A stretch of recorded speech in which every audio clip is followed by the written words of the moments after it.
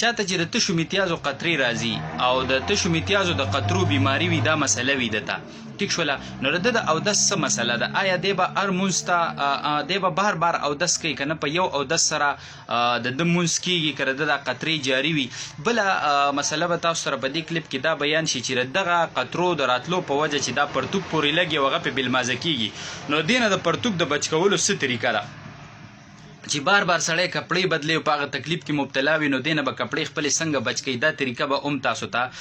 په دې کلیپ کې بیان شي او درېیمه به دا مسله بیان شي چې بعضې کس ته چې کوم دی نو دلته د وهم بیماري وي هغه دا قطره چېرته کله کله راشي هر ټایم نه راځي خو دته وهم وي دی وایي چې جوړې زما قطره راله چې دې ځان وګوري نو اکثر دته قطره نه راغلي خو دته دا وهم محسوسېږي چې یاره زما نه جوړ قطره لاړه نو د دې کس علاج څه دی دا علاج به تاسو ته په دې ننني کلیپ کې بیان شي ګوره اول مسله خو دا ده چې کوم کس ته د تشو میتیازو قطرې راځي نو بعضې کس ته داسې اندازه کې راځي چې دا قطرې نه وي دا هر ټیم نه راځي دا کله کله قرار کوي او هغه داسې چې دی په وخت باندې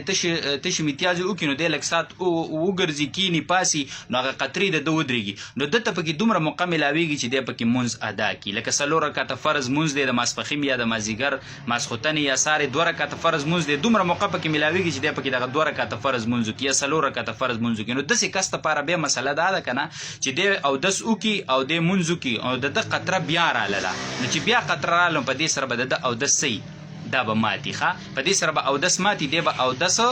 بیا واپس کوي دا مسله ده اوس که دې سره پرتوک بېلمازه شي د هغې څه مسله ده نو ګوره دا قطره ډېره معمولي مقدار کې وي که پرتوک ډېر معمولي مقدار کې بېلمازه شوی دی که نه نو په دې کې د مونځ کولو ګنجایش هم شته دی ټیک شوله دې ځای کې بعضې خلک موږ وینو ځان له ډېر تکلیف ورکوي نو تکلیف نه یې ورکول پکار په دې کې چې کله د درهم د اندازې نه کم وي د لاس دې تلي کې چې دا جوور ځای دی که نه د دې د اندازې نه کم وي نو بیا پکې د مونځ کولو ګنجایش هم شته اګر که پکار دی بهتر دی چې سړی ووینځي خو که چا ونه وینځو نو په دې سره مونځ هم شوی دی او که درهم یا درهم نه زیاتې اندازې ته ورسي نو بیا وینځل څه دي دی بې لازمي دي ښه یو کس داسې دی چې دته تشو میتیازو قطرې په داسې اندازه کې راځي ګوره دا دویمه مسله واوره ښه چې دا تشې میتیازې دومره دا قطره دومره وخت قرار نه کوي چې دی پکې مونځ وکړي خو بس دی اودس کوي او چې مونځ کوي نو بس یا مونځ ته ودرېدلی دی یا نه دی قطره بیا راله اودس کوي او چې په مونځ ودرېد قطره بیا راله بیا اودس کوي بیا چې ودرېد قطره بیا راله نو دته پکې دومره موقع نه میلاویږي چې دی پکې فرض مونځ 4 رکعته یا 2 رکعته یا د ماښام 3 رکعته دا پکې ادا کړي دومره موقع نه میلاویږي نو دې کس ته بیا معذور وایي دته سلسل بول مسله ده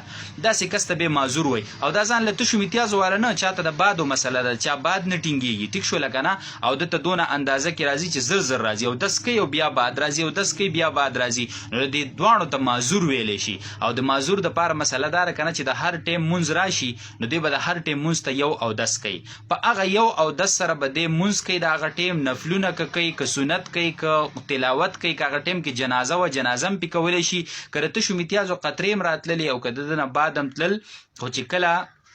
دا لکه داسې اندازه کې وي چې دا قرار نه کوي دا زر زر راځي نو دا کس بې معذور دی په دې سره به د ده اودس نه ماتېږي که بلې وجې نه اودس مات نه شو یا وینه ونه وتله یا مثال په طور باندې بله داسې مسله پیښه نه شوله که نه نو د هغې د وجې نه به دا کومه مسله چې دته راځي په وجه به د ده اودس نه ماتېږي قطرې دې هم راځي یا دته د بادو مسله ده نو باد دې هم راځي خو هر ټیم مونځ ته به ته یو اودس کې ماسپښین ټیم داخل شو بس ته اودس چارنده مو کو اوس تا قطره راځي هم راځي دی بس ته په دې سره بس تا اودس نه ماتېږي مازدیګر ټیم داخل شو نو ته به هغه اودس ختم شو ته به اوس بل کې ماښام ټیم داخل شو هغه اودس ختم شو ته به بل کې ماسخوتن ته به بل کې خو دا که دا قطره دا جاري هم وه نو په دې سره بس تا اودس نه ماتېږي دا ځان سره یاد ساته اوس د دې نه به ته خپلې کپړې څنګه بچ کې نو دا مسله مایل تاسو ته به بیان شي د دې نه به خپل پرتوک څنګه بچ کې کپړې به تې څنګه بچ کې نو د دې ښه طریقه داره چې داسې معذور او داسې بیمار چې دی نو هغه د یو جانګې استعمالی نرم جانګې میلاویږي چې هغه دې اچوي نو هغې کې د مخې ته د اندام سره د دې کپړک دي